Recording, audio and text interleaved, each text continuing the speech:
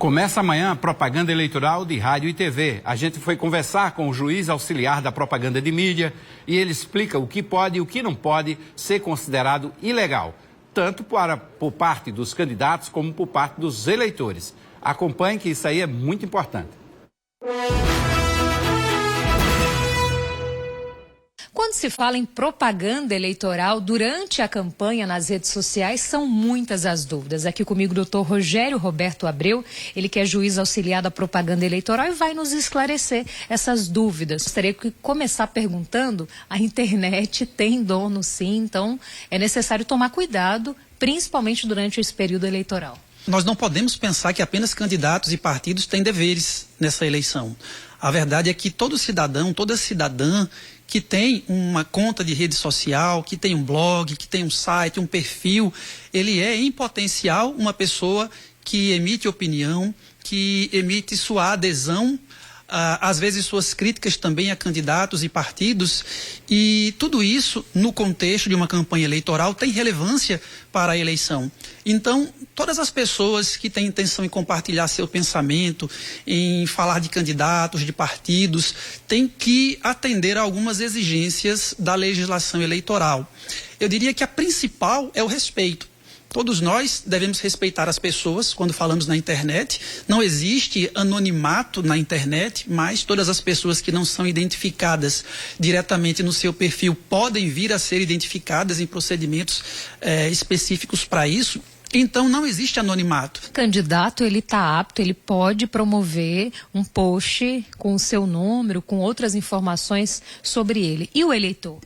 Bem, o eleitor, ele pode fazer a sua postagem, pode divulgar nas redes sociais, mas pela legislação eleitoral ele é proibido de impulsionar. O impulsionamento de uma postagem em rede social é algo autorizado apenas aos candidatos, partidos, coligações e federações partidárias. O que o eleitor pode fazer?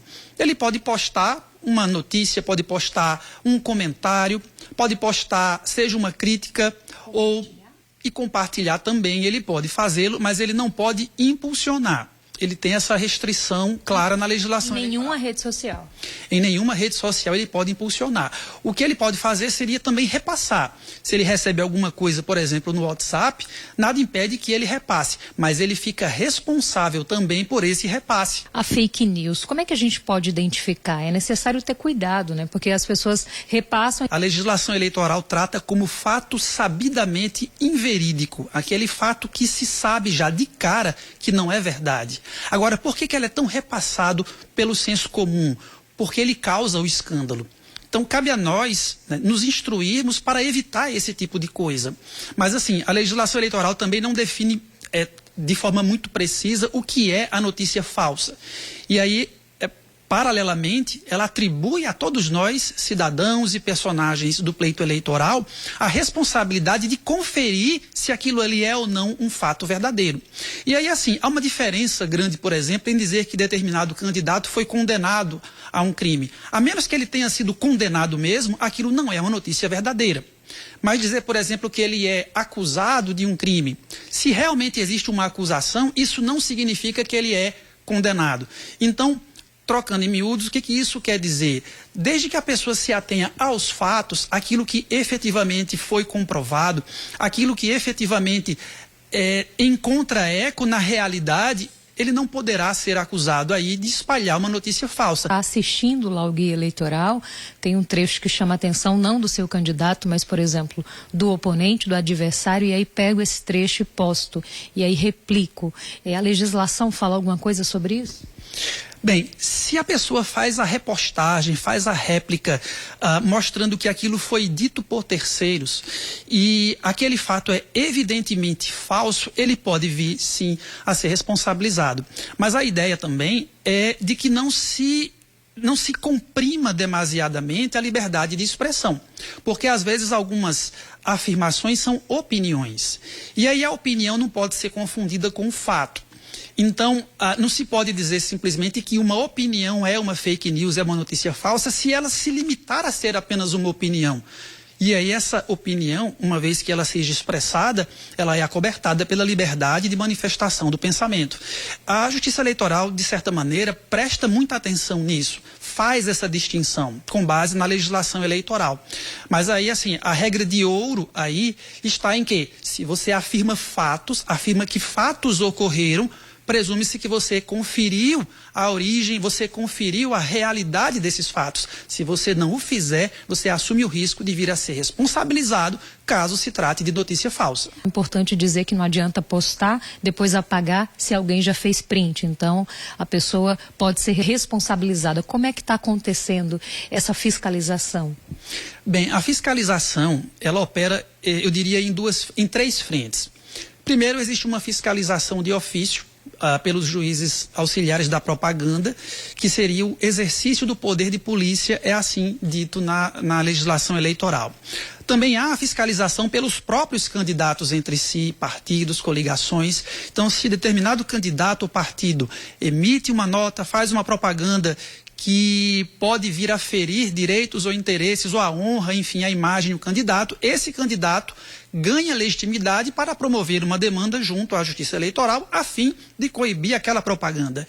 E o terceiro grande fiscal é o cidadão, é o eleitor, aquela pessoa imbuída de um espírito de respeito à democracia, que, prestando atenção na propaganda do seu candidato, ou de outros candidatos, ou de outros partidos, se vem a entender que algum ilícito eleitoral ali foi praticado, ele pode denunciar o fato ao Ministério Público Eleitoral e também à própria Justiça Eleitoral, para que as medidas sejam tomadas na forma da lei. Doutor, para a gente finalizar, qual é o tipo de punição para quem desrespeita a lei? Bem, a legislação prevê, em primeiro lugar, a remoção do ilícito. Se determinada prática ilícita está sendo cometida, se, por exemplo, digamos que um candidato coloque um outdoor, uma das medidas é a retirada do outdoor, porque enquanto ele estiver ali, ele está renovando e perpetuando aquele ilícito. Uma outra medida é a multa. Uma representação pode levar um candidato a ser apenado com uma multa, e aí, por exemplo, na propaganda na internet, essa multa vai de 5 mil a 25 mil reais, ou o custo da propaganda, se for ainda maior.